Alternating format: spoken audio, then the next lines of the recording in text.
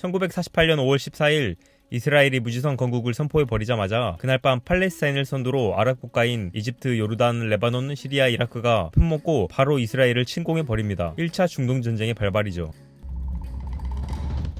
근데 이스라엘을 샌드위치 해먹으려던 아랍 국가들이 오히려 이스라엘에 그냥 털려버려요. 이게 또 그럴 수밖에 없었던 이유가 있는데, 전쟁에 참여한 아랍연합 국가들의 목적이 이스라엘을 참교육하자 뭐 이런 게 아니라 사실은 요르단이 이 전쟁에 참여해서 중동 지역의 영향력을 확대하는 것을 막고자 참여한 거예요. 이렇게 서로에 대한 불신으로 시작한 전쟁인데 제대로 될 리가 있겠어요? 심지어 전쟁 중에 이들 아랍 국가들은 각자 이스라엘과 비밀리에 경쟁 아랍 국가들을 견제하는 걸 소재로 협상도 진행했다고 해요. 이 결과로 이스라엘은 오히려 서부 팔레스타인의 80%를 차지하게 되죠. 그러다가 1956년에 이집트의 나세르가 쿠데타로 대통령이 됐는데, 이 사람이 줄타기 외교를 한답시고 소련에서 지원받고 미국을 비롯한 서방 진영에서 지원받아 나라를 좀 살려보려고 해요. 근데 1956년 당시에 서방 진영과 소련 사이가 어때요? 굉장히 안 좋았단 말이에요. 영국, 프랑스, 미국을 포함한 서방 진영은 이집트가 소련한테 지원받는다는 소리를 듣자마자 이집트에 대한 모든 지원을 끊어버려요. 눈 돌아간 나세르 대통령은 당시 영국 소유였던 스웨즈 운하를 에라 모르겠다 하고 국유화를 선언해버려요. 그리고는 이스라엘 선박에 대해서는 무기한 통과 금지를 걸어버려요. 왜냐하면 나세르 이 사람이 극단적인 반이스라엘 주의자였거든요. 이에 원래 소유국이었던 영국과 해상 교역 의존도가 컸던 프랑스는 꼭지가 돌고 이스라엘도 국가 안보에 심각한 위협을 느껴서 셋이서 짝짝꿍 해가지고 전쟁을 시작해요. 바야흐로 2차 중동전쟁의 시작이죠. 2차 중동전쟁은 이러한 배경 때문에 스웨즈 전쟁으로 불리기도 해요. 일단 프랑스랑 영국은 각을 재요. 이스라엘이 이집트를 침공해서 싸우고 있으면 이제 중재도 해주고 질서 유지도 해주겠다는 구실로 전쟁에 참여해야겠구나 하고요. 근데 이스라엘이 너무 잘 싸우는 거예요. 10월 29일날 전쟁을 시작했는데 11월 5일에 이미 시나이 반도까지 이스라엘이 다 먹어버린 거예요. 프랑스랑 영국은 발등에 불 떨어져서 호다닥 전쟁에 개입했는데 미국이 이러한 상황에 큰 분노를 표출해요. 왜냐? 뒤에서 자기 빼고 전쟁을 했다는 이유죠. 또 소련도 당시 이집트를 지원해주는 상황에서 영국, 프랑스, 이스라엘에 전쟁을 지금 멈추지 않으면 나 이거 쏜다?